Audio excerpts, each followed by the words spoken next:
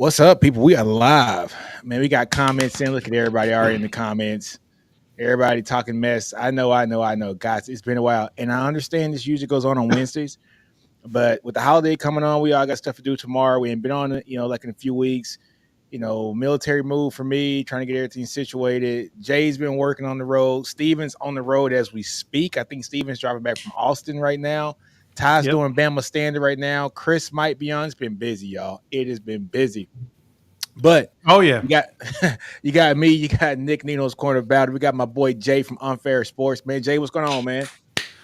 what's going on, Nick? Man, it's official, dog. We in Official the like a SEC, referee with a whistle. right? Blow the whistle. We in that thing, man. It's kind of surreal to really think about the fact that we are actually in the SEC.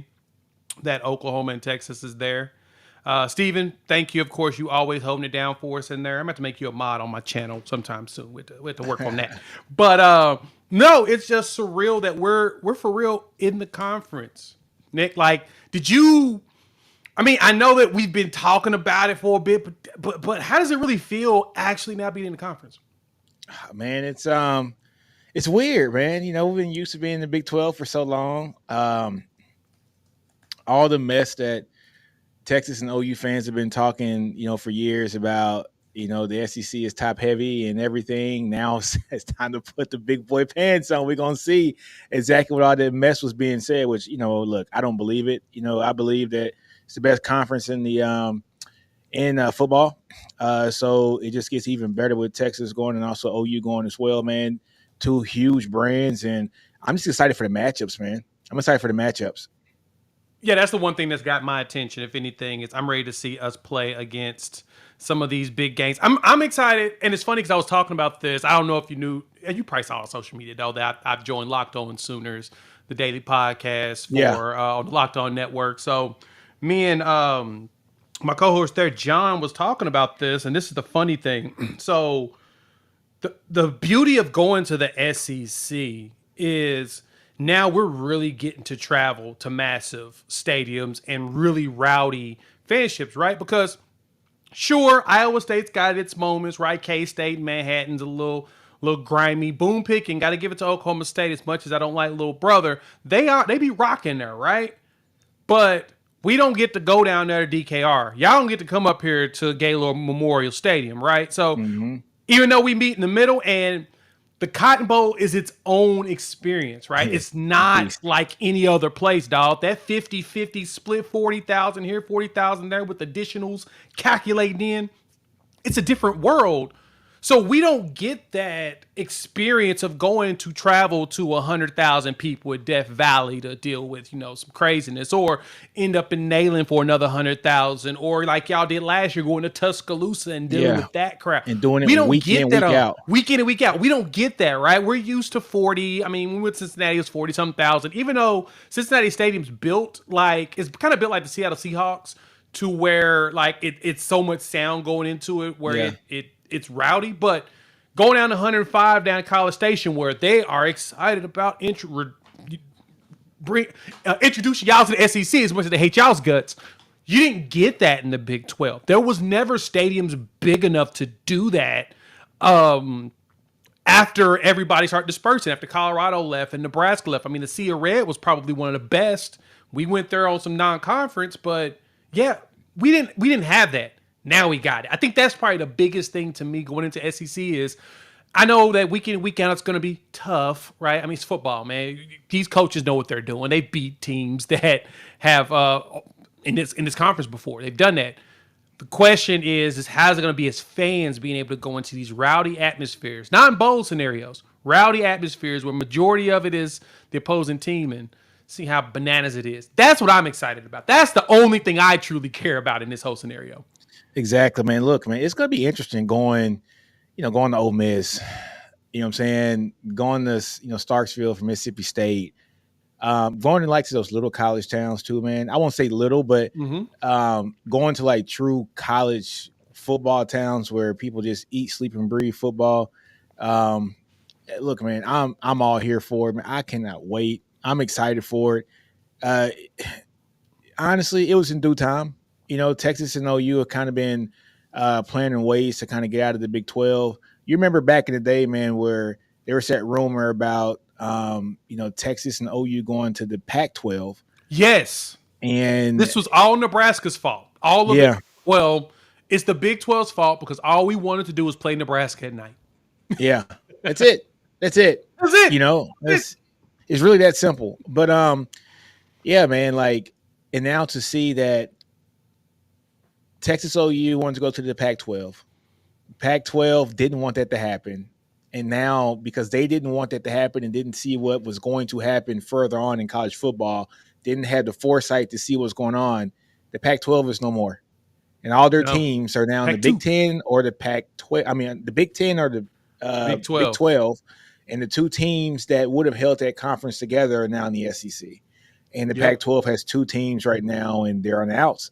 And so bad AD for the conference, because that would have, had something great too, to have big brands there too as well. Texas, OU, USC, Washington, Oregon. Oh my gosh. That would have been nice too. You know what I'm saying? So, but look, it didn't happen, and now Texas and OU are in the SEC, and it's going to be great to see, man. I'm just excited for the matchups, man. Getting Texas A&M back in the schedule is just A1. Even for you guys with Texas A&M, it's not really a rivalry, but it's an old Pac, not Pac-12. It's no Big 12. Yeah. And so it's going to be awesome to see, man. New coaches being broken into. Elko, who's doing a pretty damn good job recruiting right now.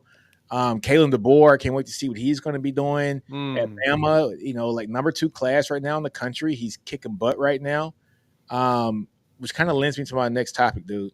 And it's something that me and you were talking about earlier. Dark horses for awards here. And look, guys, I'm going to tell you something. I watched the Manning's camp, and I saw Jalen Milroe do his thing. And I sent this message to the group text, and I said, this guy's special. And Jay was like, he is. and it's funny you saying that. So before I jump into that, back to your kind of Pac-12 piece, and how the one thing I do appreciate about the hate and venom that we have as programs against each other, we recognize that rivalry is important.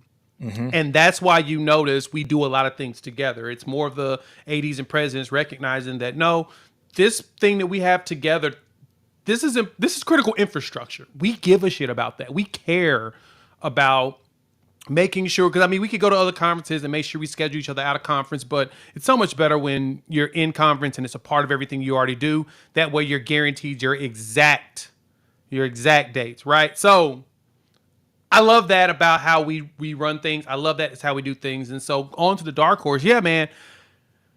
Milroe's good. Good, I was watching a lot of that stuff. Dog special. Now, I'll say this, and I'm assuming for you thinking he's a dark horse for this year. I don't see it for this season. I do see it for next season, though. Well, DeBoer's Milroe. Milroe? Mm-hmm. Man, hey, look, I see him a dark horse for the Heisman and going to the league after this year. Dude, he's going to kick butt in that Kalen DeBoer offense, man. I see where that's at.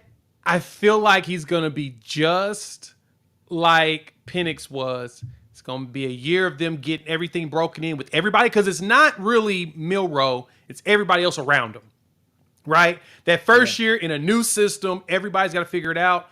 I do think that going past that, and I do want to address Frightening's question there. Yeah, I do think that year 2, oh yeah, if he sticks around one more year, which I anticipate he will. I don't know if he sticks around more year, he can end up like Penix as a first round pick. If he leaves in this coming season, pick this year, I'm telling you, man. I think he's still a little too raw, and it's not a knock on him. It's more so he's gonna have to do a lot of compensating for everybody else initially. Yeah, that's gonna lead to those questions. You know what I mean? Like if he's constantly compensating for everybody else, figuring things out properly and making sure there's no mistakes. These are kids. All of them make mistakes. That's why I'm just like, I that's where my concerns come in. But if he does figure it out early, yes, I can see him gone. But I think it's going to take one more year. He goes in that second year, dog. Alabama's going to be absurd. They're going to be ridiculous. It's going to be unfair how good they'll be if he stick around one more year. This is his 4th year in college football coming up. Right? This is fourth year, right? Is it his fourth? I think it's his fourth year. Let's check. I think it. I Yeah. think it is. I think it is. I think he's got one more year. I think he's got 2 years left eligibility. Yeah, he But has 2 years yes, left eligibility, but this would be the start of his fourth year, redshirt junior year, if I'm not mistaken. basically Michael Penix. Yeah, yeah. He Dude, played 21, 22 was his freshman year. Last year is his sophomore year. So he's a redshirt. He'll be a redshirt junior. a redshirt, okay, dude, he ain't staying past next year. I see him balling out in his Kalen DeBoer offense. I think the offensive concept's going to be a lot easier for him to, like just to digest. Yeah, I Um, agree with that. and I just got a feeling Kalen DeBoer is going to make this offense so Jalen Miro friendly. He's going to shine. I'm telling you, he's my dark horse for the Heisman this year. And you know what? I wouldn't even say dark horse because I think people really see how good he can be. We saw him get better every year. I know Texas fans hate when I say this, and I won't say it anymore. But this will be the last time I say this. This last season he had at Alabama, where they won the SEC championship game, reminded me of Vince Young's third year in college, where Texas was winning a little each game. They had one game where they stumbled against OU. They lost 12-0. And then Vince Young kind of won a game here, little by little. Cedric Benson ran like crazy that year. And then Vince Young had the coming out party against Michigan and it set him up for the next year where they won a national championship and Vince went to the league. I'm not saying I don't think Bama's going to win the national championship, but I do think this is going to be a coming out party for Jalen Milroe. I think he has everything. I won't say everything figured out, but he has that first year starting, like stumbles out of his system right now, and he did that all, like in spite of Tommy Rees. Like Tommy Rees was just not a good coordinator for that team. He did that all in spite of having a good offensive line, and they still went 12-1. I'm telling you, man. It's just something about this dude, man. He is special, and he is my guy that I'm going to be looking for the Heisman Trophy. But let's talk about Frightening's question here, man. He says, "What up, Jay? I hit Ty's channel with the question yesterday. Interested in YouTube's opinion. How do you feel about the 7-5 win Vegas line over under for OU? Disrespected or warranted? What do you think, Jay? I'll let you start this one off." At 7.5, of course, I felt like it was a level of disrespect and I get why it was given, and it's because of the schedule, right? Our toughest games, of course, our rivalry is always going to be a tough game. I don't care how bad or good either one of us is. It's supposed to be that way. Which that's another thing I appreciate about how we play against. We work things out, but traveling to Ole Miss, who's coming off their first ever 11-win season. Shout out to Lane Kiffin doing what he does, and they're bringing back Jackson Dart, which is a huge deal in continuity. Going to Auburn, I still ain't ready for Auburn yet. Don't feel like they're it yet. It's gonna take time for Hugh Freeze to really revamp that. But once he get a quarterback, different story. Then we traveled to Missouri, who won 11 games last year, first time in a long time, and everyone for some reason is still hyping them. They are returning a lot of offensive people.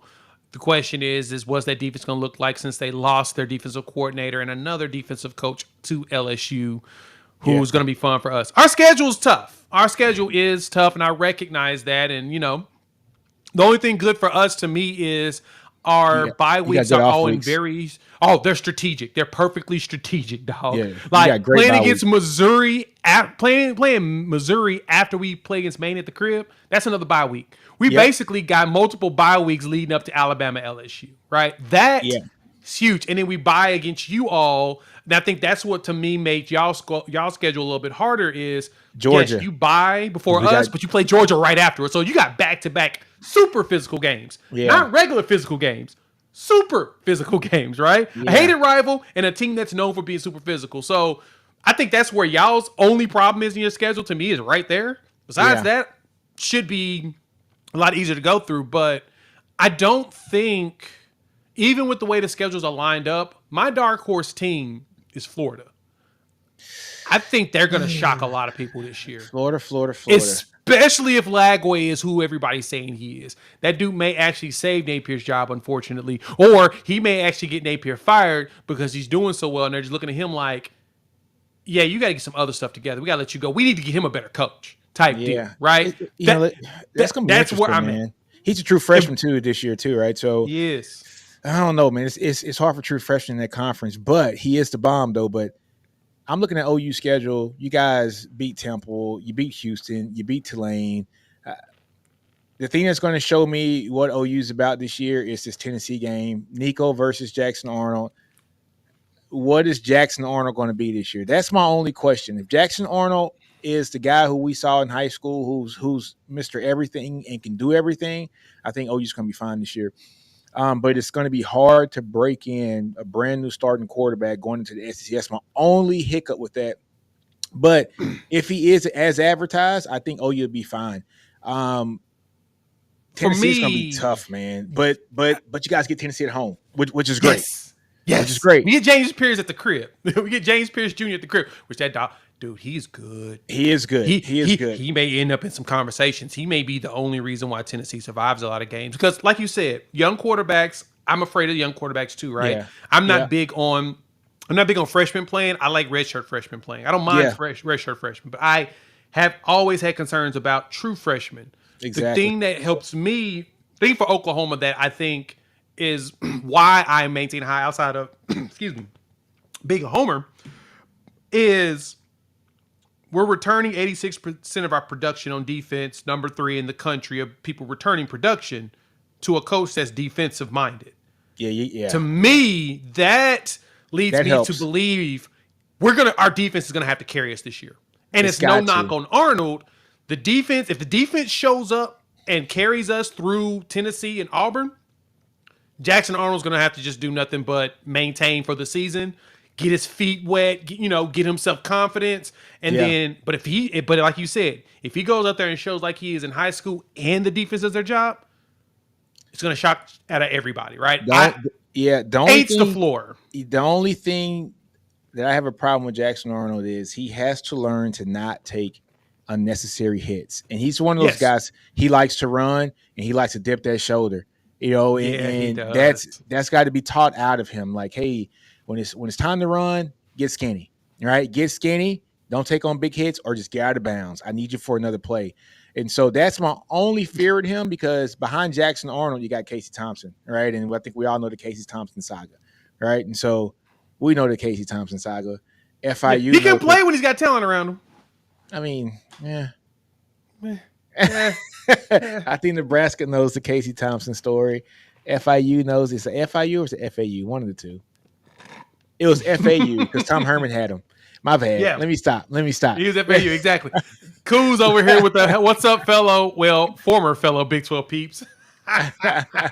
Good one, Coos. That's a good one. What's up, man? Yeah, no, you're right. I mean, you're right. That's my where only we're thought. sitting at. That is where we're sitting at as well. And that's kind of why I don't know. I got it, Quentin. They ain't like us. We need Chris on here. We need Chris on here. we really do need Chris so he can start going back and forth. 'Cause y'all know I don't do the going back and forth, unfortunately. It's just not my Man. personality. But But no, they ain't like us. It's they not like us. Come on, Yeah. Quentin. I know fumble. You fumbled on your $2, bruh. You fumbled on the $2 donation. How you gonna do that? But no, I'm with you. We it has to be proven. And Yeah. I've always been that type. I'm the type of person that I need that to be proven to me. But I do think that majority we have 2 games that I feel like are tough for wins, and I really do believe that that's probably going to be Alabama and Texas. They're going to be the tough games. I think all the rest of them are. I think there's you got 3. four. I think you got four games that I think are going to be tough, in my opinion. Those 4 are Texas, Alabama. I think Ole Miss at Mississippi is going to be tough this year. Yeah, that's gonna be a tough one. So that's 3. My next one is Now, don't be disrespectful now. Don't be disrespectful. I That's think all you I guys ask. are going to beat LSU. I do. I'm not. I got to see what Nussmeier is going to do in his offense. I think you guys beat LSU.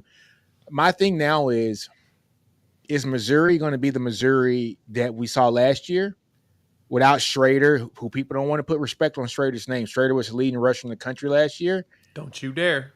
So I think you guys. Don't you dare. So, okay, I got 3 hard games for you. Got 3 really hard games. Okay. I can Maybe accept 4 because you are playing LSU in the that. swamp. In Death bro. Valley. Yes. So that's the thing. If you say that, I'm there. I Yeah, am. I think LSU, Bama, Texas, and and Ole Miss will be our Ole tough Miss. games. I think those are it. And to be honest with you, depending on how the teams look, I think your defense is going to be outstanding. Like it's BV. He's going to field a good defense. He's Like the shown it. first He's year, progressed every year. yeah, Every yeah, year at Clemson, he progressed. He's yeah. progressed here too. He Yes. progressed here too. So look, I think you guys do beat Missouri this year. I think Yes. it's gonna come down. That LSU. What team are we going to get from LSU this year? That's the question. Right, And I'm and not they're sure. I'm refreshing their defensive staff too, as you mentioned. They brought in a new defensive coordinator who's better. We yeah, granted we know he's better. He did wonders for Missouri last year. We'll say that, yeah, right? And then bringing in Bo Davis and adding, I think it's like a safety coach or something from Missouri. They put together some pieces to try to fix the defensive side of the ball that was awful last year with a ton of talent. yeah, for sure. Now, if they fix that stuff, then I think that conversations will go up. I think that Etienne may actually be a sleeper at Heisman. That's my sleeper at Heisman this coming year from the Hold on, SEC. 18 said Georgia now. Yeah, huh? Oh, I And forgot if they about that. just run the ball nonstop with him, they'll be able to. Dude, he's just freaky good, dude. He really is. That's interesting. That is very interesting. What's up, chicken? Um, Hey, man, frightening truth. You're right. Bo was a huge loss for us and a huge win for them. Exactly. LSU got a hell of a defensive line developer. And he hasn't made there because he doesn't have to really recruit. And that was the biggest knock on him at Texas was could he recruit at Texas? And he just that wasn't his best thing. He wanted to develop players. LSU, you don't really have to recruit to get kids there, man. Nope. Which Voodoo. It's I don't voodoo. know though. Now, like now that I'm thinking about it, with NIL, you might have to start recruiting now because LSU just showed their pockets ain't as deep as everybody else. They really ain't. They really ain't. But I mean, they're still pulling the local kids. I mean, them winning Dominic McKinley like that, dog. I mean, Dom, he's Yeah, young. That's the Dom's a beast too, man. 2 years, different story. He gonna be something nasty for them. But yeah, you're right. They don't have the money right now, and I don't think they ever will. Actually, I just don't think that that's just their bag. No, But it's again, not the their only bag. problem is it's they got that local stuff, man. It's just kids are born and bred with the voodoo in their system to want to go to that school. Yeah, yeah, man. Look, man. Look, I'm from Louisiana, and I get it. If I wouldn't have went to Texas, if honestly, if I didn't move to Texas when I got to high school, I would have probably went to LSU. Right. See? It's what it is. You know what I'm saying? Yeah. It is what it is. I'm not even gonna lie to you. So, oh man, great conversation on that one though. I like that one. Yeah, yeah, yeah. That But they all appreciate you for writing on that one. dude, everything that we're talking about with LSU and how they don't have the money. Do you know they still got the third ranked class here in the country for Of 2025? course. Of I mean, course. they're always And going to and didn't recruit they well. lose? And they even had a decommitment, and that still keeps them up there. How do you lose Yeah, more and still maintain that high? yeah. So they're the number 3 team in the country. Ohio State's always kicking butt, man. They got 3 5 stars already and 13 4 stars and 6 3 stars. Alabama's number 2. All they do is just keep getting great players. 15 4 stars, 1 5 star, and 3. No, I'm sorry, 5 3 stars. And LSU 2 5 stars already. Nine 4 stars and 1 3 star. So you already see what LSU is doing right now. They're talking about Mm-hmm. quality instead of quantity. Um, yeah, yeah, man. Kelly's looking at no 3 stars. He's going to try to get as many top tier talented players as he can. If he brings a class in about 24, 25 guys of the right folks, LSU's just going to reload. But they got to get that defense straight, man. That Yeah, they defense got a has lot to of get back work. straight. They got a lot of work, Yeah. man. Harold Perkins can only do so much. I think Harold Perkins is easily this year a first round draft pick this year. Maybe second round. It just depends. I think it's a first round talent. It's just a matter of how does LSU use them. But Or they got waste to them. build that defense. I know they kind of wasted a lot of his talent last year, which I was kind of surprised about. And Georgia's going to always reload. I think we already understand that. So it's going to be interesting, dude. I'm excited about it. I'm excited So about it. so I know you saw the blue chip ratio deal that went around from 247. I think it was Yeah. CBS had put it out there on that, and they showed the 16 teams, and based upon them, that's typically who's going to compete Yeah. for it. a chance for the title, right? Michigan won it last year with a 54% ratio, which was one of the lower ones over the last since they've been keeping track of it was at 2013, which is basically the CFP era, right? Yeah. Michigan's one of the lower ones at 54, but as you mentioned, Ohio State, they're 90% blue chip. Like, I don't get it.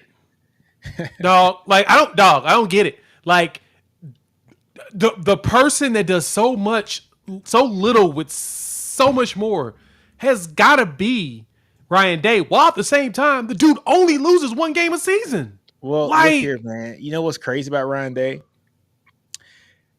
This year, for some reason, I got a feeling that he doesn't have the quarterback he wants, and I got a feeling his offense is going to go berserko. Right. You know what I'm saying? I just got a feeling, dude. Look at my boy. Look who just came in. Look who who got themselves up in the chat. Whoa. Let's go. Ty Hayes. Yo. Bama Standard. Ty Hayes and pulled up. Yeah, I'm sorry. I just was checking the chat, the group chat, and I saw that you said 8 Eastern. Yeah. And the Bama Standard starts 8 Central, so I was like, "Oh, well, they're gonna overlap." So I'm sorry, I'm late. No, dude. No, that was on me. I told Jay, I was like, "Shit, I meant to say 8 Eastern Standard Time." I got to get used to being back on Eastern Standard Time, Ty. Mm-hmm. I can imagine. I've been in Bama for a year. The same way. I've been in Bama for a year, man. So I'm just like 8 o'clock. Yeah, 8 o'clock. You know, man. So I'm fully messing up the time consistently when I go back to Virginia. When are you moving?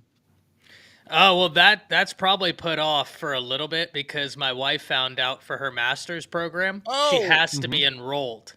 Oh, okay. Right? Like for teachers in their master's for what she's going for, she can't take a year and do a master's program because, well, I guess you could lie, right? And just like go to past data with your students, but they really recommend you utilize the current data sets that you have with your students and all of that.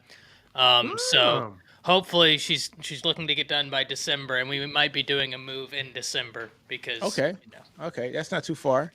No. So we get time for the football season. What you telling me?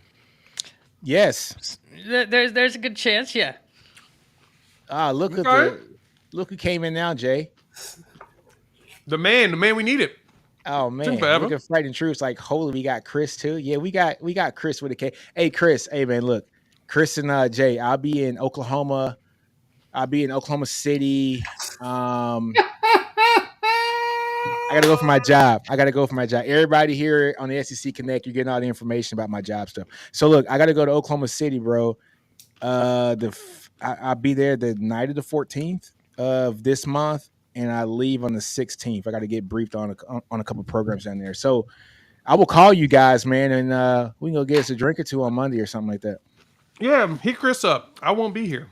Okay. Well, Chris, man, you can have a drink or two, man. I'll definitely be here. You know what I'm saying? Now that I know Jay ain't gonna be there, I might have my peoples come with me. You know what I'm saying? Oh, there's I'm gonna wear a burnt orange shirt coming through the airport too. A little boom sooner action. You know what I'm saying? Behind that, yeah. Little boom. Yeah.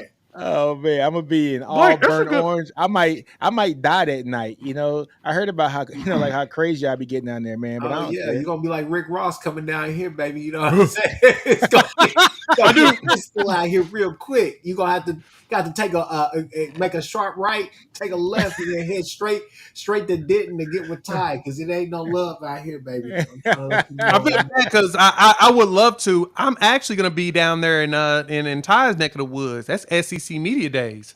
They start on Monday the 15th. Oh, through the end of the week. So yeah, I'll actually be down there for that with Locked On. Cool. That's awesome, dude. That's awesome. So let me see. I'm gonna ask Sark about. I'm gonna ask Sark some crazy questions. I probably tell him, man. For you. Hey, look. Good question here from Blake. Blake goes, Jay and Nino, do you think Tennessee and Josh live up to their hopes or fall short? So this season, I think they fall short.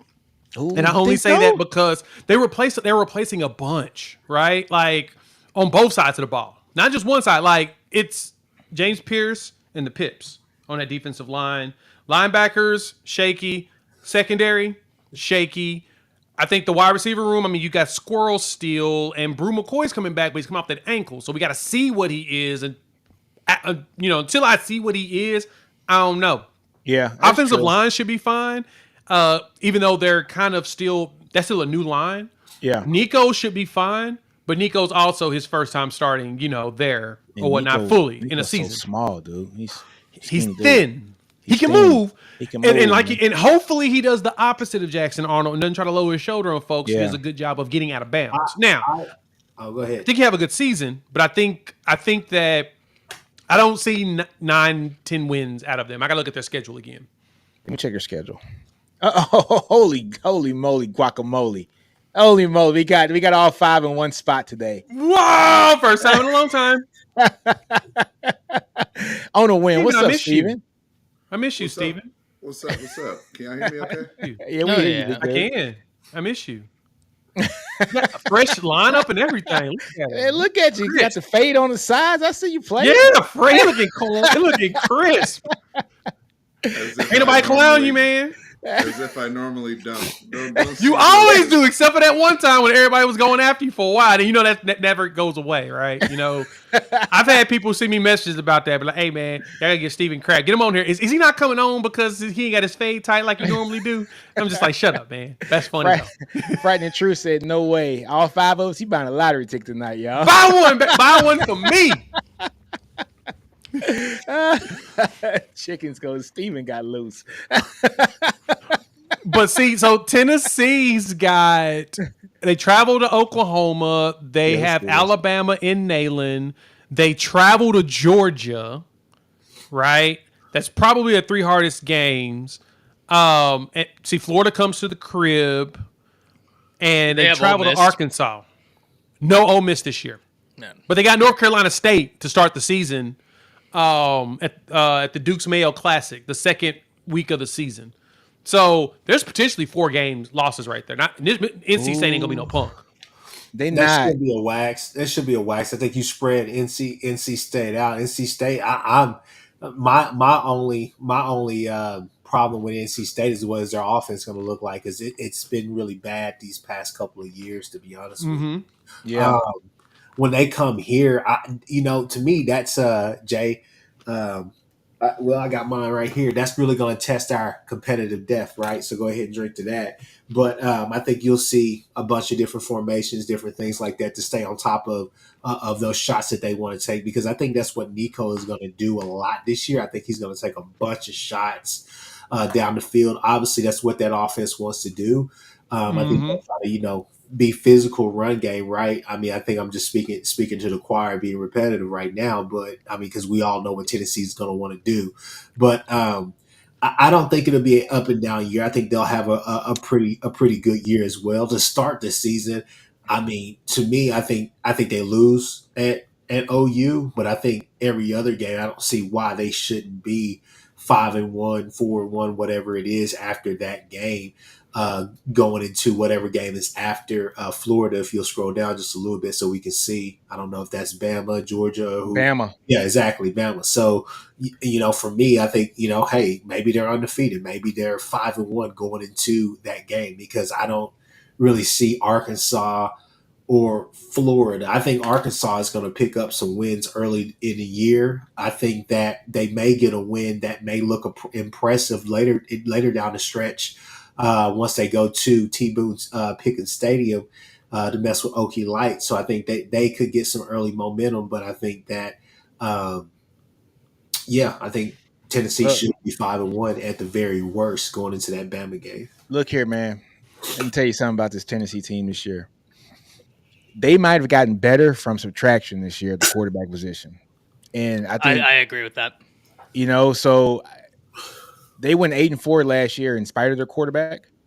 And nothing against Milton. I don't want to say, this guy's an NFL player right now. Nothing against him.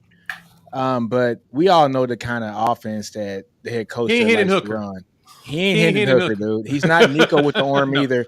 He has a hell of an arm, a bomb of an arm, but No the accuracy, is right. not there.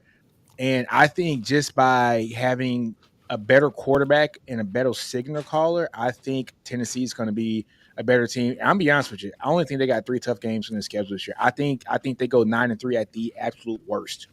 I think OU is going to be a toss up. I think they beat Arkansas because Arkansas has nobody in their team right now. I'm not worried about Arkansas. I think they beat Florida. Bama's going to be a toss up, but it's in Knoxville. Yeah, so that really helps their cause. That helps their cause. Yeah. And I think Georgia's a toss up. I think Georgia wins that game, but UTEP and then Vanderbilt, I think they are evenly spaced out. When you start to look at their games, they got 3 games, and I think they beat NC State in week 2. They're tough games. Yeah, the nation's best balance. I agree. Yeah, they have the nation's best balance probably of all of the teams in the SEC. Exactly. They got a tough game at week 4. Week 5 they should win. Week 6 they should win. They got a tough game at week 7, and then it's spread out. I think they got a bye week. Having Kentucky come home to them. So they'll be fired up for that game with a week off. I think they beat Kentucky because they don't have the depth, and I don't think their coaching is as good as as Heupel either. I think they beat Mississippi State, who doesn't have an identity right now. And then they have basically 3 weeks off before Georgia. I shouldn't say 3 weeks off. I'm sorry. They have a week off and 2 less than stellar games.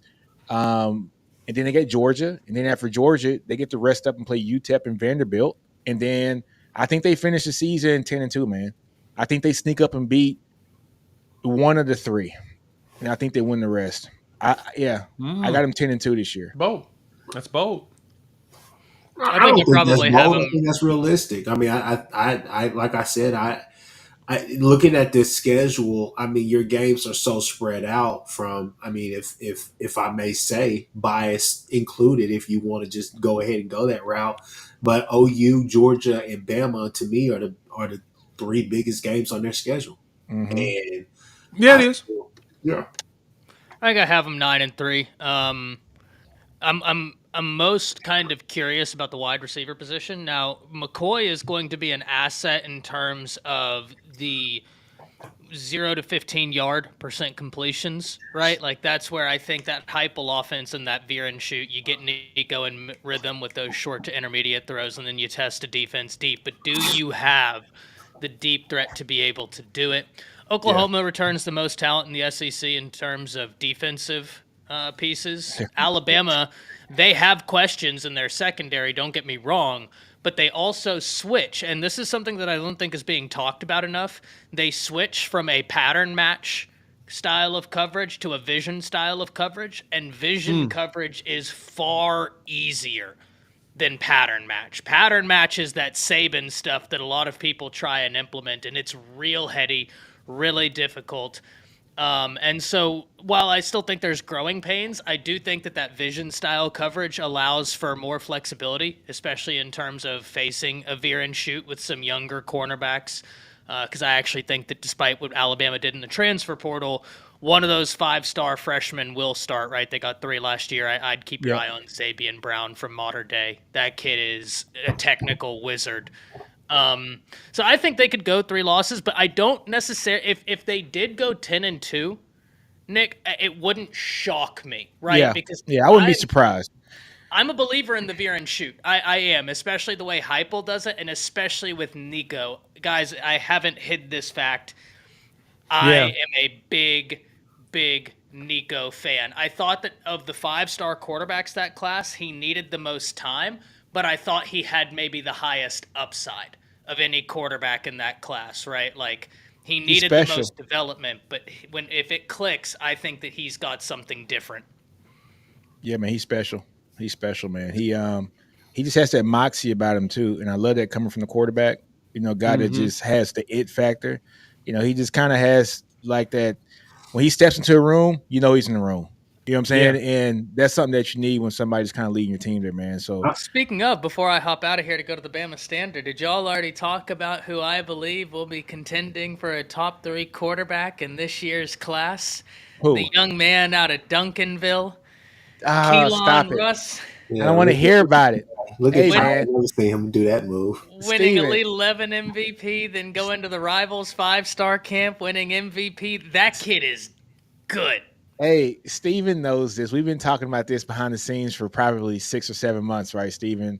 in like another group chat, but he's one of those guys, man, that I was talking to a friend of mine who played football at Texas, like back in the day.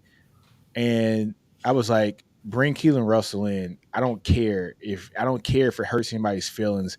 Bring him in. First of all, he's a guy that's a Texas guy. Usually those guys stick. And he's just special. I mean, like the difference between him and KJ Lacey, when you're looking at the overall picture when it comes to those two guys, is it that much of a drop, or are they equal, or is Russell better? I think they're right there. And one could argue Russell's a bigger guy, better size. He might be the guy that could withstand the punishment. Now, my friend that played football at Texas said Lacey's just a special kind of kid. And I get it. He is. I agree with that. I completely agree with that. But Russell, man, he's different too, dude. He's different. I mean, I love some Russell, man. You guys got to steal there. Great quarterback class. I will say this. Disrespectful. I've watched Keelan since I think 8th grade is when I found out about him. Before he even started a game at Duncanville, when he was still going back and forth. I think he was messing around with receiver back then. And I just want to say this. I'm proud of him. I'm proud. Because I feel like I've been vested in this kid for years. But the thing is, he took over a Duncanville team that was full of grown men at a very young age. And his job initially on that first state championship run was to make a few throws, don't get in the way, don't make mistakes. Let you got 29 back there in the backfield going to LSU. You got a bunch of receivers like DeCorian out there. I mean, look at the Alex January, Colin the running Simmons back on defense. I mean, it was crazy what he had to do that first year, and he really didn't get a whole lot of attention. And SMU smartly offered very early. They were early on him. Because of his frame, you could tell he was going to grow, which he's now like 6'4". Yeah, 6'3", 6'4", yeah. You could tell even he kind of lanky back then, he was going to grow. What has impressed me with him is that second state run, he started playing big boy football himself. And he, even with the same guys, even with Caleb back there at running back, even with DeCorian out there at receiver, he still made it his team, his offense. And for him to take that confidence as a 2-time state championship quarterback, I mean, think about that in the state of Texas at this level of 6A, right? Yep. I mean, you start thinking about guys like Kyler Murray back then that had that type of success at the highest level, playing on these type of juggernaut teams, but also having to perform on a huge, huge stage, right? Duncanville has played teams. They played St. John's from DC. They played DeSoto, who gave them that work last year. They played a lot. He's had to go up against North Shore twice, right? Yeah, and Devin Sanchez in them, right? So he's how many tests has this guy passed, right? And he parlayed that confidence into the Elite 11. I was just rooting for him because I'm like, man, go do your thing. I underestimated my own guy because I went out there and won, right? And that just shows the competitive juice and the type of captain that he. When I think of him, his Twitter handle is presidential. He is a captain. When you watch him with his guys, if you ever get to see him in person, he runs that team. He really, really does. He runs that team. Now with KJ, I will say this, and Ty, you can correct me if I'm wrong.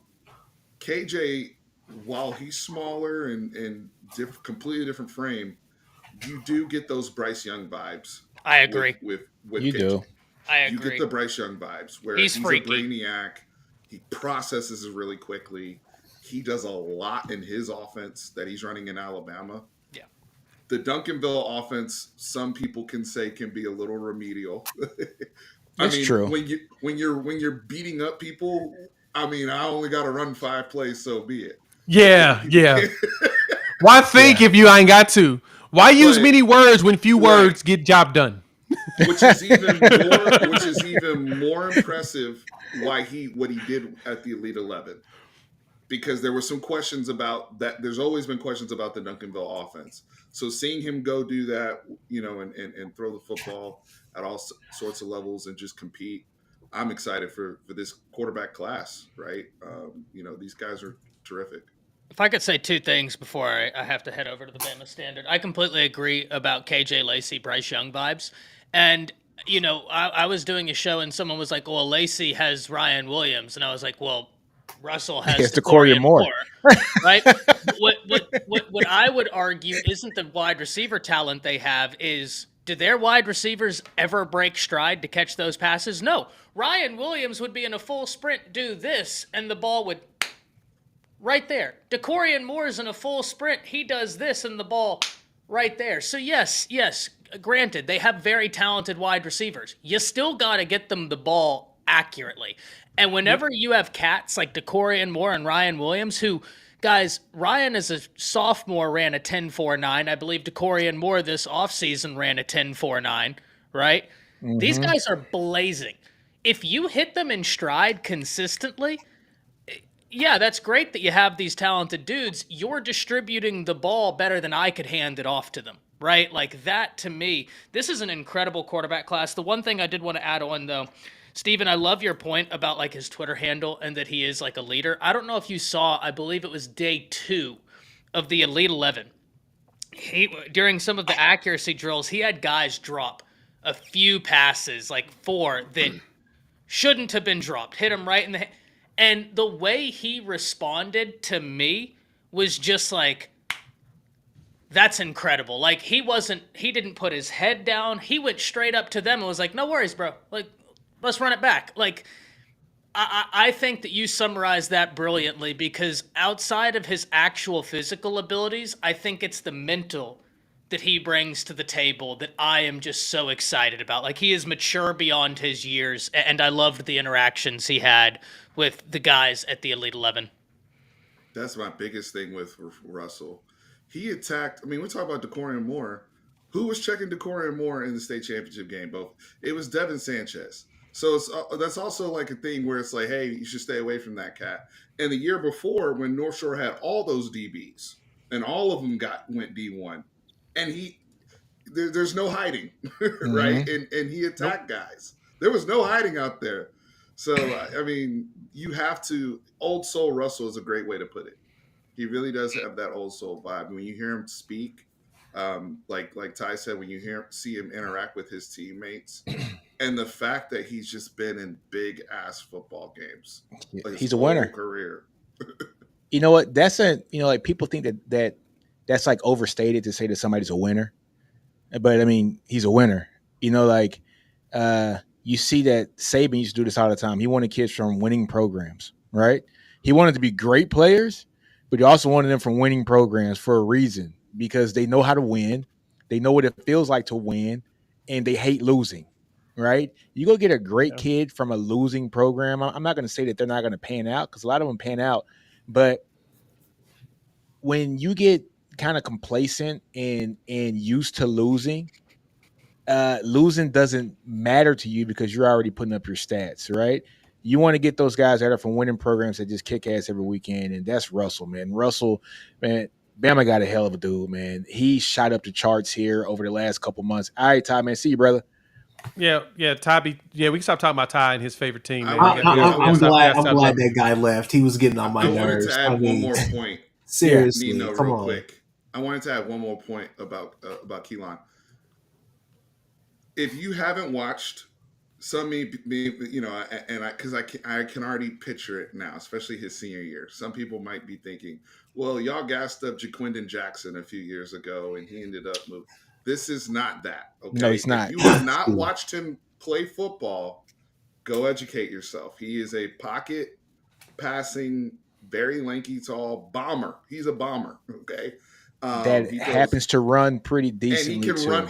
He's actually developed as a runner. Yes, really, that's what people don't understand, Steven. Like they haven't watched him play. Go watch the state championship game from last year, and I want you guys just to see how great he did.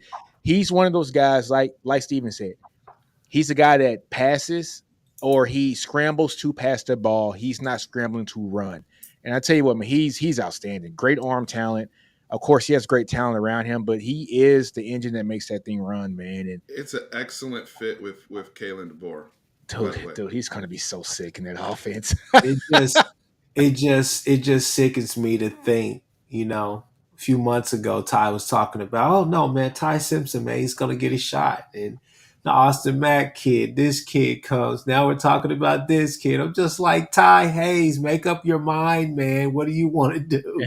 I get we're in the world of competition, NIL and all of that. But stick to your guns, man.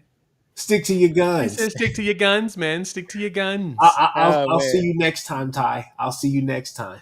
Tell me your cheese and fam. I wanted to make a point about Tennessee as I was listening to Yeah. the conversation. I think expectations, what we'll see this year, and this applies to Tennessee.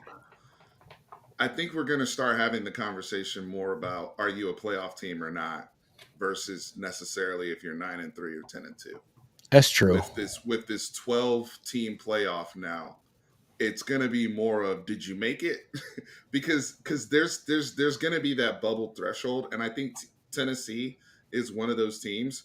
You have a kid on your team, and I don't know if this was mentioned before I came on. You have a kid on your defense who's being mocked to go first overall in the 2025 draft, and James Pierce Jr., who's getting comparisons to a sober Alden Smith.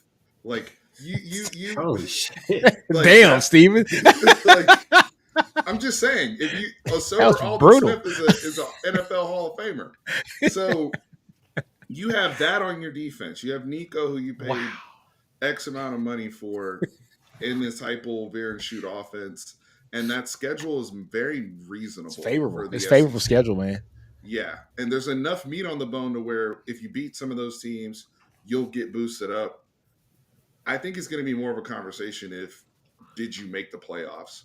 Because there's another team in the SEC that I have as playoff or bust. Tennessee, I'm on the bubble with them just because of what they've lost, and I agree with Ty about the receivers.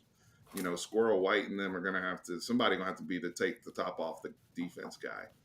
And that's been my thing. It's Nico's going in there, and he's got Squirrel. Brew is still. It's coming off that ankle situation, so I don't like to give anybody that until I see what you actually look like healthy. And like same thing with Andrew Anthony towards ACL against you all. Right. I'm not going to count him until I see that he's healthy and he can play. So the running back room and the wide receiver room, besides Squirrel, I mean, it's all young dudes. Questions. There's so many, and it's going to be Nico having to overcompensate. It's kind of how I felt about Milroe overcompensating for the offense at Alabama, just because it's all new. Even though we know Kalen DeBoer's pretty much a wizard when it comes to a lot of that, he's still going to have to be the one to make sure everybody gets in place. 1 year, maybe a little struggle. Year 2, I think it'll be like they'll ace the test at that point. That's where I'm at with Tennessee right now. The running game is going to be different. MC tailback. They got Dylan Sampson coming back, so not bad. But wide receiver, Nico, I don't know who Nico's throwing it to besides Squirrel. That's healthy. What's encouraging, though, is that they kind of played it out perfectly last year with allowing Nico to play that bowl game. That's true. That's true. He gave you more than a taste because he played really well, right? I mean, to the point against Iowa. I mean, it's a great defense. I know, but hey, here's the thing. Here's the thing. If I can say it want to by Iowa, but their defense is always going to show up. It's their offense that is garbage. Here's the thing. If I can get a word, shout out to JB. Look, I tried to tell Jay. I tried to educate Jay all the time last year. Joe Milton's a bum. If you want to hear it one more time, he's a bum. Anyways, back to Nico. So the recipe for success for them is doing exactly what Milton really couldn't do. Milton was great throwing the deep ball. Milton was there were some times where Milton was a serviceable quarterback. He was workmanlike. But the problem was his intermediate game, like he couldn't really hit the intermediate routes at a consistent chip. And that was something that was lacking from the offense, being able to work the field when they're trying to take away the deep ball. So they had to run the ball an awful lot, probably more than what Heupel wanted to do. This veer and shoot, all the rest of that stuff. Obviously, we had Levy, all the rest of that. They run it differently up there in Tennessee, obviously, because they're not stubborn like Levy was, and they're not running jet sweeps all around the field all game. But I think that's one thing that we have to take into account is, can he work the field? Which he has all the talent. I'm not doubting that. I think the kid has the superstar label written all over him, but I want to see the kid be able to work the field, especially in those tough games. They have a little bit of film out there on him, and we know he's a different beast than what Milton is. Will they run him? Well, Possibly. Chris, I don't really see them running him like that, to be honest with you, because what's they behind ran him? him. They ran him enough. They ran Uh-huh. him some in. He doesn't have the frame where you pile up carries Yeah. on a guy No. like that. That's number At one. all. Number two, they ran him situationally in that Iowa game, and he was very effective, especially in the red zone. Number three, to your point about intermediate accuracy, he was hitting those throws effortlessly in That's the his Iowa bag, game. though. That's his was bag. that was one of the things where it was like kind of obvious, like, oh wow, like this is a big upgrade from Joe. Yeah. Where it was almost like watching a very veteran quarterback just put the ball on a guy and let him get yards after the catch. That's natural for Nico. I mean, think about all the camps he went to where he was winning all these awards at camps because he was doing just that. That's what his claim to fame is just accuracy. So Yeah, you that's get his that bag. naturally with him. I think it's going to be more, to Jay's point, what's around him and Mhm. having good players around him to allow him to grow and develop as he sees different defenses for Yeah. the first time with his own eyes every single week. And that's what I'm So saying. I got to see it at a consistent chip. And remind me, was that before or after they were getting into Clemson's ass and everybody was putting in their backups? I'm just asking. What are you talking about? Because you're talking about he played in the bowl game. I mean, No. That's Tennessee, Iowa. Iowa. Oh, Tennessee, Tennessee, Clemson Iowa. was the year before. Okay, right. yeah, Iowa. so on that portion of it, when it comes to Iowa, look, Iowa has good defenses. We'll give them that. They also played in the Big Ten West, where they played teams that didn't have offenses. So Leaders yeah, and it was legends, basically baby. the You better get that legends. straight. Yeah, the Legends division where the score is 10-7 versus Northwestern. It's 10-12 versus Minnesota, 15-6 versus Wisconsin, 2014 versus Purdue. Look, my point, Rutgers 22-0, Illinois 15-13, Nebraska 13-10. Yeah, defense gonna look good if you playing those teams all the time. Come on, Jay. One thing I will say though, didn't they play Michigan? Please tell me I'm wrong. This past season, yes, they lost 26-0. So, And they lost to played- Tennessee 35-0. but the Michigan game was the Big Ten championship game, wasn't it? Yes. That game was pretty. If I'm not mistaken, wasn't that game pretty close going to the third quarter? Let me look at the I box do score. not remember Michigan, Iowa, Big Ten Ooh. championship. I remember watching it. I watched the game. I'm about to I go watched pull the this game game. up right now. Hold on, 2023 going- season. I'm pulling I up now. don't- So, all right, so they lost Michigan 26-0. Let me pull up the box score. It was 10-0 at the half, It was 10. It was And it- 10-0 at the half to the national champions. All right. and in third was quarter it 20 went to 20-0, and then they closed it out in the fourth. It was a lot of So- field goals. So that's my point, man. They got a damn good defense. They got a good they've always had a good. secondary. They got a Oh, good so- defense. Well, they Your also point punt the is- ball so they can play defense all game. I mean, that's what they do. Nino, They your punt on point first is down. that Nico should get credit for what he did against that Iowa defense, correct? That's a good win. Yeah. That's a good win for him. Yeah. You know what I'm saying? I I But mean, Cooper that's just DeJean my didn't play opinion. either. Oh, he didn't. No, Cooper he was DeJean? hurt.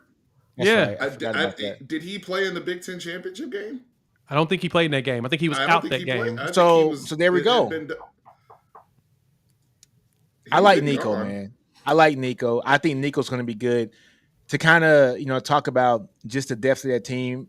put you guys on the wide receivers. I think the running back's going to be fine. I think Sampson is going to be serviceable there. You know, dude averaged almost 6 yards a carry last year on his He limited did. snaps. You know, so look, I'm not going to throw the running game, you know, like in the trash here. I honestly, I think they're going to be fine. Their offensive line is going to be good this year.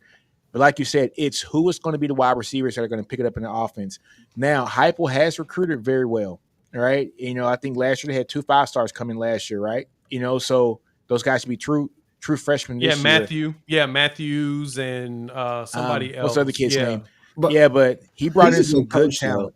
Yeah, man, he's a good coach. He's a So good coach, and he's going to find his matchups. I mean, that's all he did against Alabama 2 years ago. I mean, well, when they had Hooker, he just found those matchups. he just found a matchup, man. He found a matchup.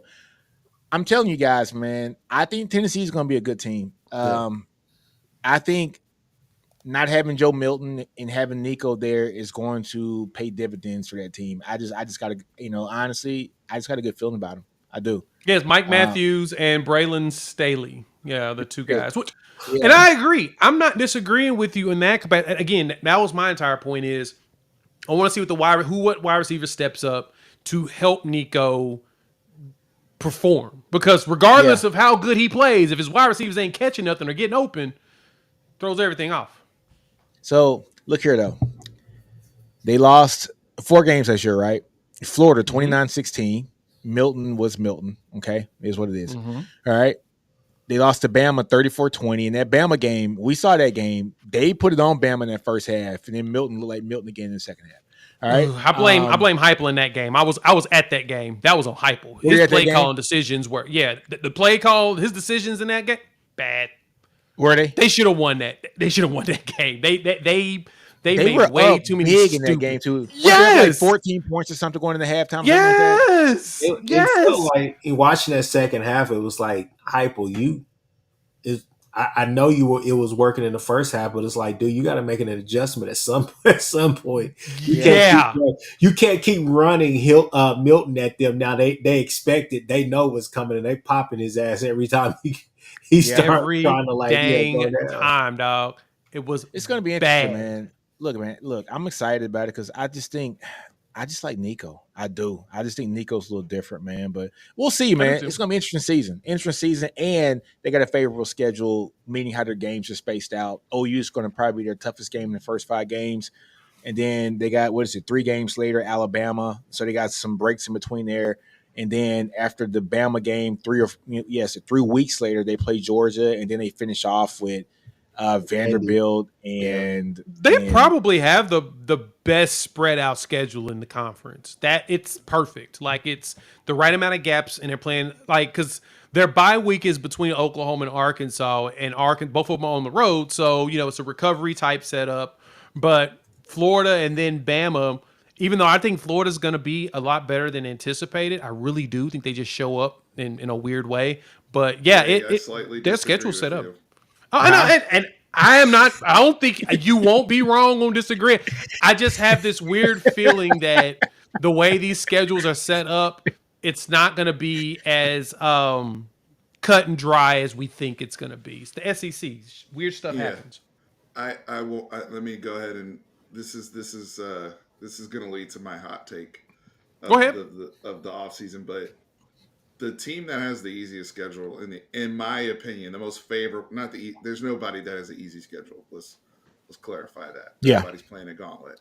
However, the team that has the most favorable SEC schedule, in my opinion, is Missouri. I believe, especially how good they were coming off the 11-2 off a Cotton Bowl win against Ohio State. They don't have to play Georgia or LSU or Texas, and They're going to be 4-0 guaranteed with off a bye week going to Texas A&M. That's their first difficult game is October 5th. So they're going to be a shoo-in 4-0. After A&M, they play UMass. Then they get Auburn at home before they do have to go to Alabama, which is their toughest game. After that, they have OU. You guys are going to renew your rivalry with Missouri. But it's gonna be good. OU has to go to Missouri. Yep. And their only other 2 road games are at South Carolina and at Mississippi State. Mm-hmm. Which should and be Dubs. Which should be Dubs. They finish with Arkansas at home. Missouri, to Damn. me, is playoff or bust. Easily, honestly. They finished 8th in the country this past season. They're returning a lot. And they have a dark horse Heisman candidate in Brady Cook. They have the best receiver in the country in Luther Burden. They upgraded their offensive line with Caden Green and those guys. They've hit the portal hard on defensive line. They got pass rushers, multiple pass rushers. There's no excuses for Missouri, in my opinion, looking at this team and the schedule. I can see it. I just checked that schedule. You might be on to something. You might be on to something. Right behind them. Mississippi's right behind them, though. Let's think about Ole Miss is right behind them for sure. But they don't have this schedule. They don't have an Ole Miss on the schedule either. They don't have. So they got no Ole Miss, no Bama, and no Georgia. They do have no. Yeah. They got Bama. They got Bama. They don't have Georgia. They don't have Georgia, Texas. No Ole Miss, no Texas, no LSU. Steven, here's what I'm gonna say to you. The big three right now for them are obviously Bama, A&M, and OU. The sneaky one that I see in there, and I'm gonna be honest with you, and I know we get a lot of flack for this. And I know I like to troll Jance and Ty and all them, but I think that Auburn game may be a sneaky good game. To be honest with you, I think Auburn later in the season they get Auburn. They get Auburn at home. Yeah, they get Auburn at home, but I think it's still going to be a sneaky good game. I think it's especially later in the season. Later in the season as well, because Missouri's 0-3 straight up versus Auburn in the SEC. To me, too, with the amount of guys they have coming back, they've earned the benefit of the doubt from a consistency standpoint with me. They lost 2 football games last year. One was the LSU game, which was a damn shootout, and Jaden Daniels went crazy in that game, right? I think he had like six touchdowns. That was one loss. The other loss was the Georgia game, and they were right there in that Georgia game. They lost 30-21, but they lost that game really because of penalties. Mm-hmm. If you go back and look, they beat themselves as much as they were right there with Georgia. If you go back and watch that football game, especially defensively, at the line of scrimmage. Defensively last year, everything else they won. But defensively this year, go ahead. I'm sorry. My fault. No. I'm done, Chris. They almost lost to Florida though at home last year. And then Billy Napier's team got in the. That's true. I'm saying, dog. They almost wide open. What? Yes. And Kansas State was a win on a field goal that was like 60 yards. They snuck out of a lot of those games. A win's a win. Touche. I think. Go ahead, Chris. No, I'm just trying to get this point out. Look, look. You can't pick up a lot of things from spring games. Everybody's going to look good. Some people may look bad or whatever. But I think defensively, I'm still drawing a question mark on that D line. I don't think that they. I don't know. They hit the portal though on the D line. They hit the portal, but it wasn't anything that was just a home run. I think that at the end of the day, offensively, I think they're going to be okay, but they can be up and down as well. I think that if you can keep Burden from getting loose out there, taking the roof off of your defense, I think you could be fine. You could stay in the game. I think that they're definitely beatable. This isn't just hate. I mean, looking at the schedule, I mean, hell, if they lost to just OU, Bama, and A&M, they're still 9-3. You get what I'm saying? I mean, like, this is a favorable schedule, most likely for them. This is a good schedule. This is a great schedule for them. I think A&M is going to cause a lot of problems for people. I think Auburn could cause problems for people. But yeah, I mean, this is definitely a favorable schedule. But I just think that, and I'll be honest with you, as big of a fan of Theo Weiss as I am, I think they got another wide receiver. I can't remember the kid's name, but I remember there's another wide receiver I was looking at in the spring. Got Mookie Cooper too. Yeah, I was like, he's going to have a hell of a year this year. It's like it's going to be I forgot what the kid's name is, but it's somebody out of total left field. But offensively, probably Mookie Cooper. Yeah, they're going to be extremely explosive. But I think defensively, that's where my questions are. Well, Missouri's defense is where I got questions. You too. Yeah, but they returned. I mean, they were the 8th. They finished 8th in the country last year, 11-2. They return a quarterback going into his third year as a starter. Yep. Brady Cook. Yeah. A quarterback that did improve year over year tremendously. I think his passing touchdown interception ratio was 21-6. Yep. He threw for 3,300 yards, and then he ran for another 8 touchdowns. Yeah. And he normally runs between 400 and 500 yards. I think he was their second leading rusher behind Cody Schrader. The transfers they brought in at running back are both of those guys are going to be cold. The kid from Georgia State that they have replacing, because Cody Schrader was he was legit underrated player in the country last year. He went undrafted, guys. Do you understand? He led the country in rushing last year and went undrafted. And I'm talking about like had great games against great teams. Like he just wasn't pounding up a bunch of yards against Georgia State and Maine and UMass. He was pounding up great yards on great teams. Like I think he had 150 against Ohio State. I mean, he had a hell of a season, dude. And he went undrafted to the 49ers. Now watch him ball out. I already see it happening, dude. I already see it happening. Cal Shanahan's like, got him. Oh man, but look, man, we got a question here from Matthew Miller, $5 question. He says, who do you guys think makes the playoffs from the SEC? Most people think 5 makes it, which I think is crazy. Now look, 5's generous, but it could happen. You got 12 teams going this year, right? It can happen. It can definitely happen. These are my 12 teams. I got Georgia. I got Texas. I got Bama. That's 3, right? I think I got Ole Miss. And that 5th spot, man.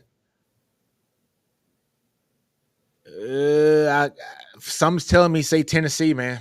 It's something about Tennessee. This is something about them. I just got a feeling Heupel's going to go 10-2 this year and go to playoffs. But I got 4 for sure and 1 possible. What you guys think? Steven, how you feel about that? I'm sticking. I mean, maybe I'm drinking too much Kool-Aid from Drinkowitz, but I have Missouri in there. I can see him. I mean, the schedule is what gives him the most confidence. Go ahead, Steve. It's the schedule. It's the schedule. Yeah, he has no excuse not to. If basically. you don't take advantage of this schedule, then you're not a serious program, Eli.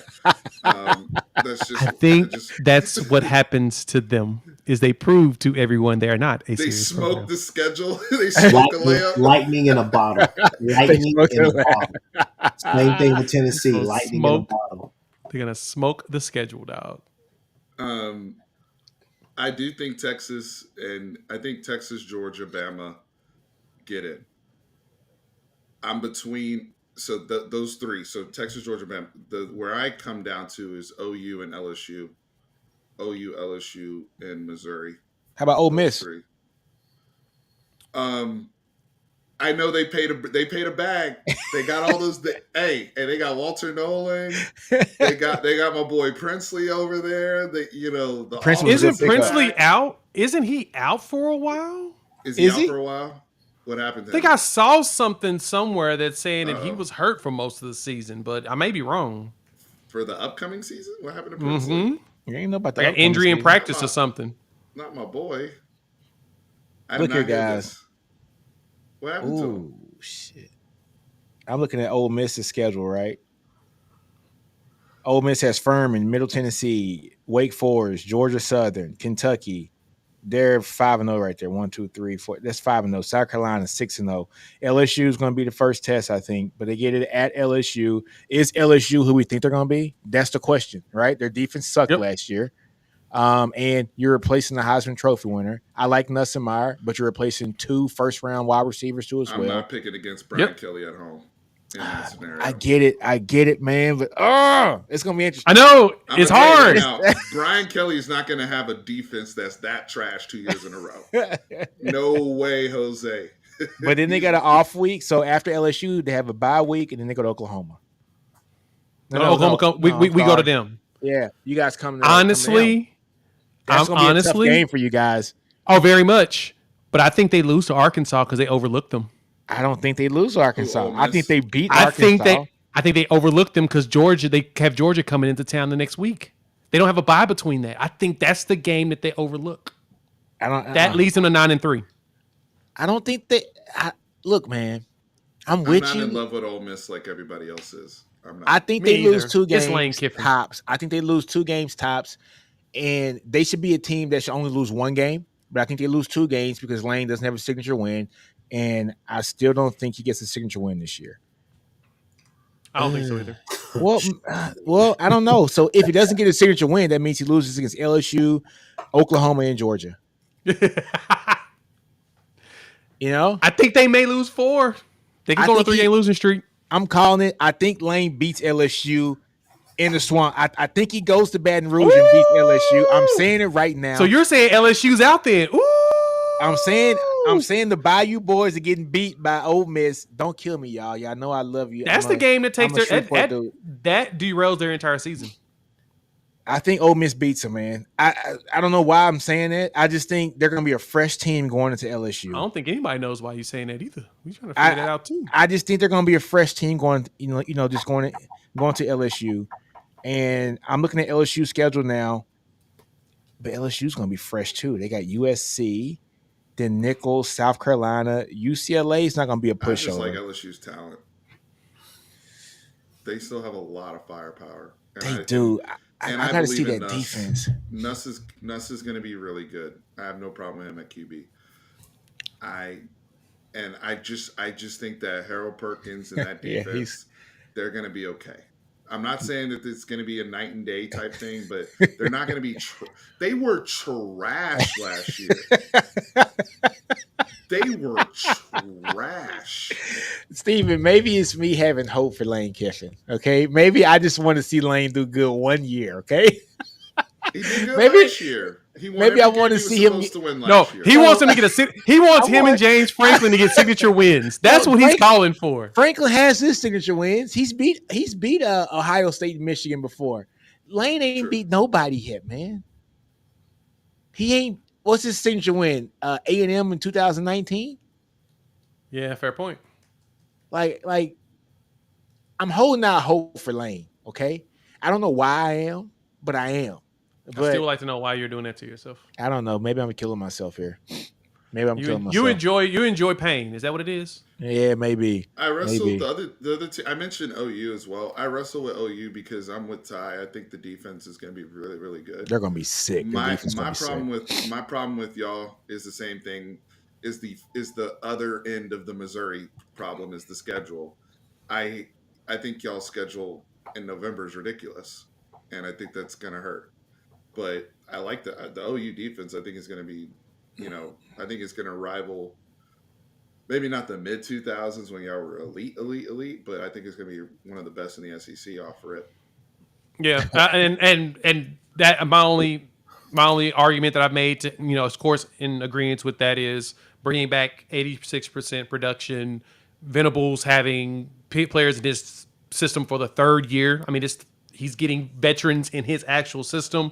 A la Clemson. I mean, that was one reason why they were able to beat Bama in the title. That defense was able to participate.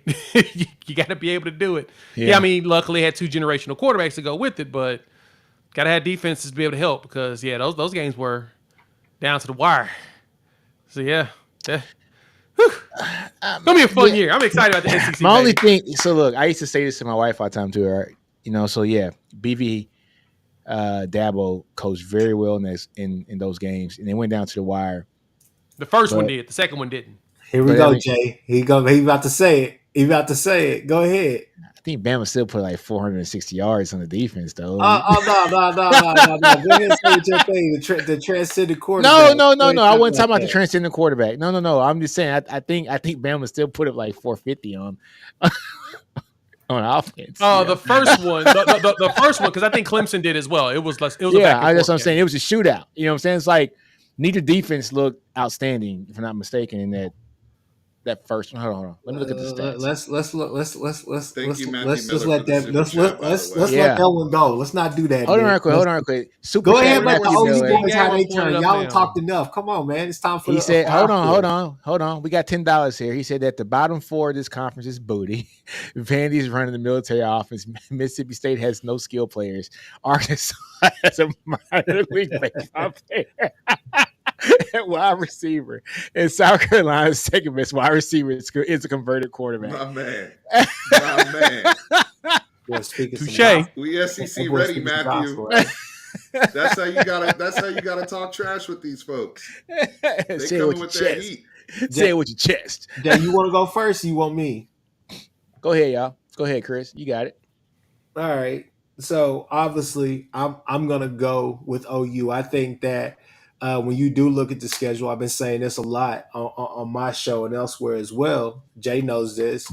That schedule is tough, but that's just on paper. We got to see how things, go through the season. We got to see how Milroe's going to adapt to the board. Is he going to be willing to take those shots? All the rest of that. I mean, there's a lot of question marks about a lot of different teams in the SEC. Steven, Nick, we've been on shows together on your respective shows as well, and we've all said one of the best things about coming to the SEC in this year was the fact that you're going to have a lot of new incumbent quarterbacks or a lot of different change or whatnot. So there's still a bunch of questions.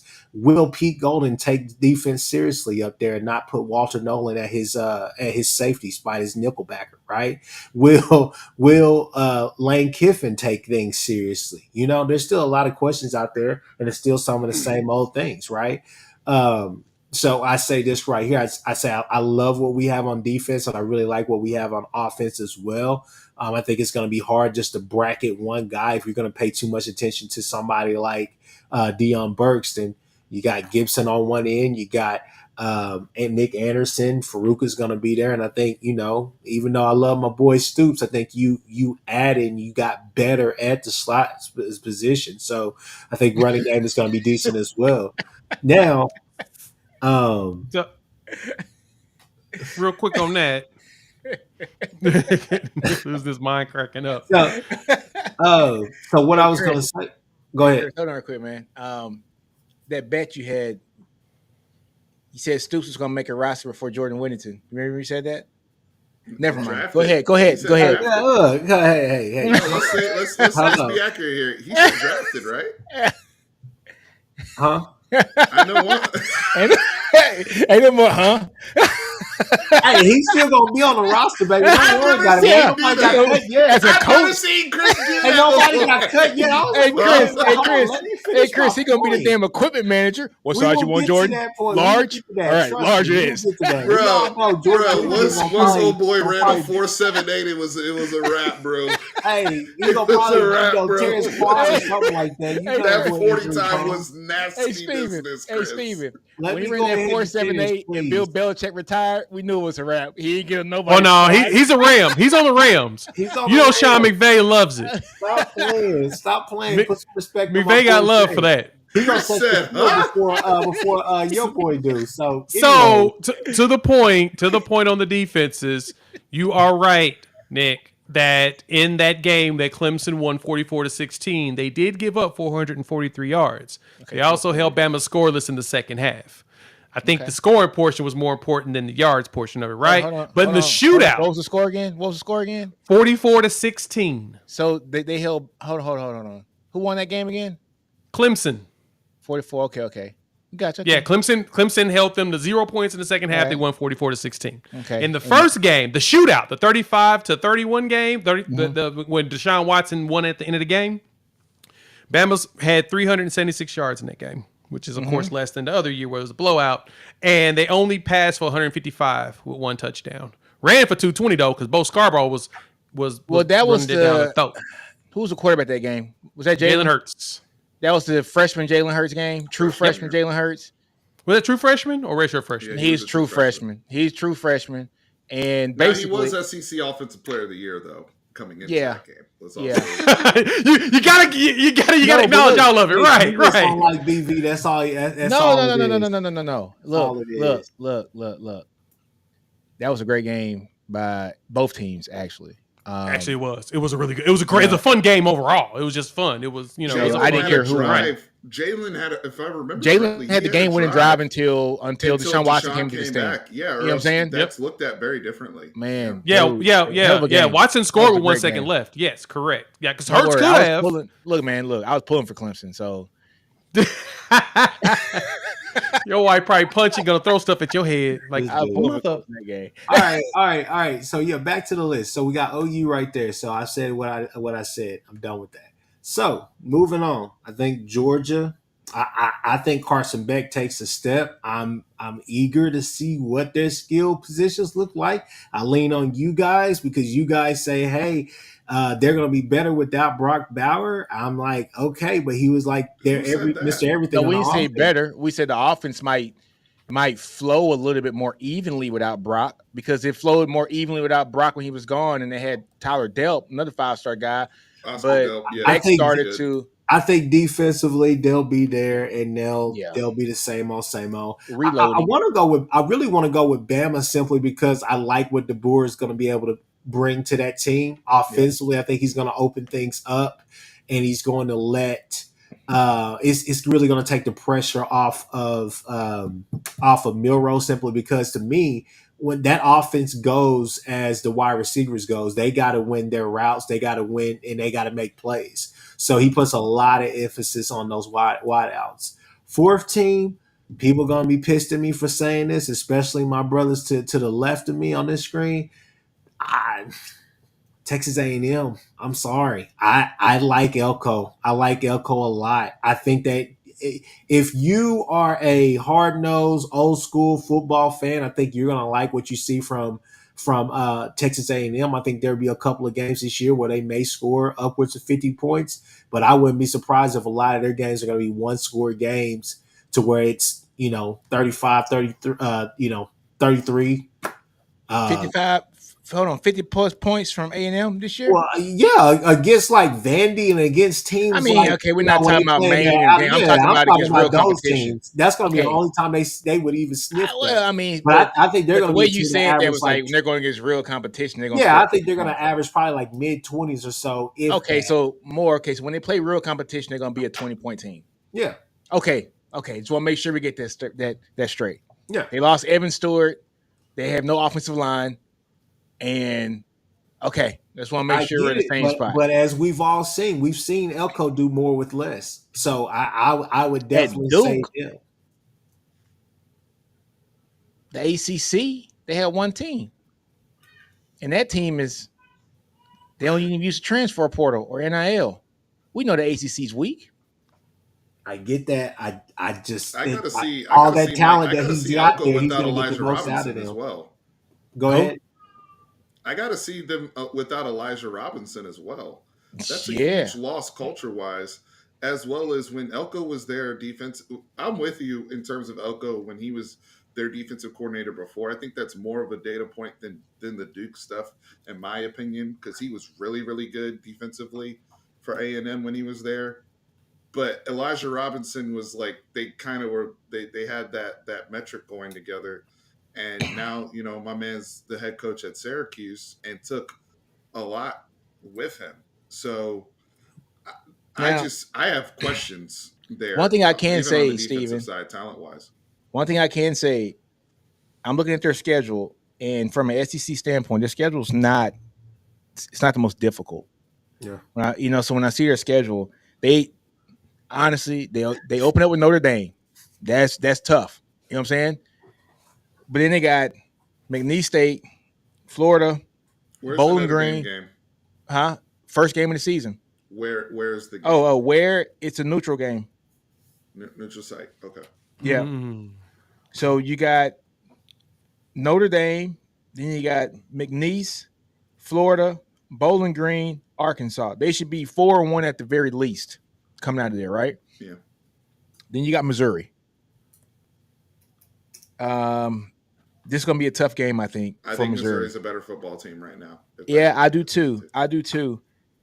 But it's at Cal Stadium. Then you got a bye week. Then you got Mississippi State. They beat State.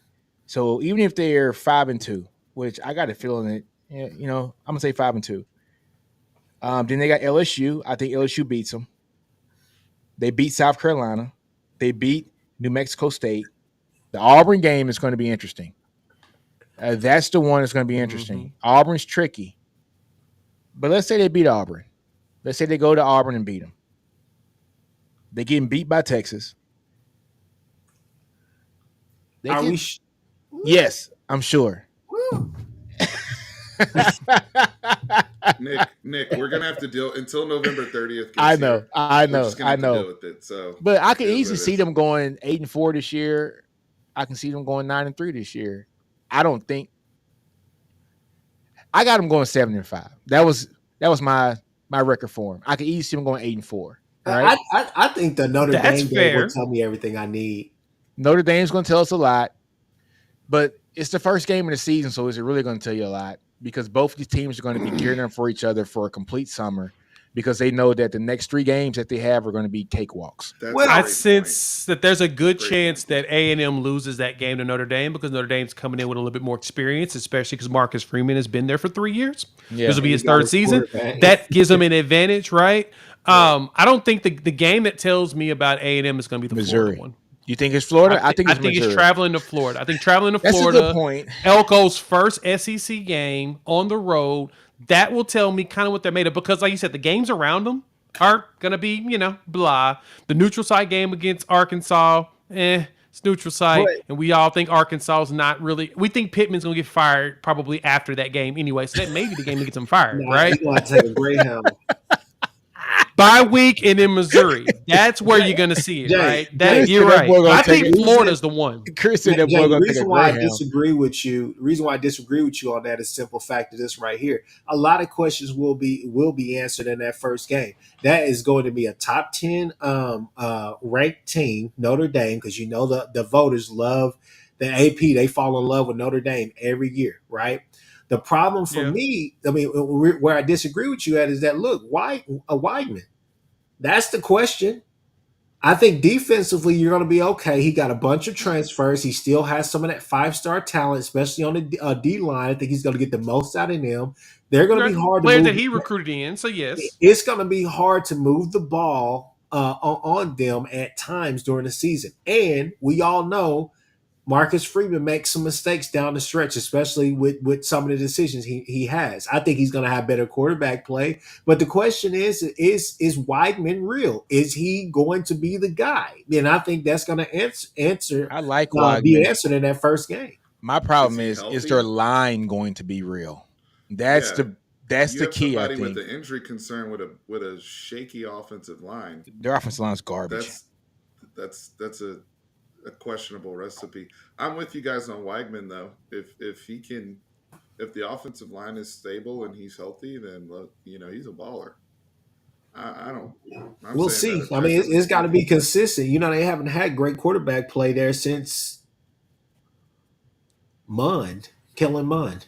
I wouldn't even call that great. Yeah. I was thinking Manziel, to be honest. I was going back to Manziel personally. Damn, bro. My bad, man. I'm done, man. Hey, look, y'all, man. Like dog, I went 10-1. Well, I gotta catch it straight. I gotta catch it straight, man. Hey, but look, folks, man, look, it's 9:40, man. I gotta get up out of here. I gotta get my wife from the airport. Same.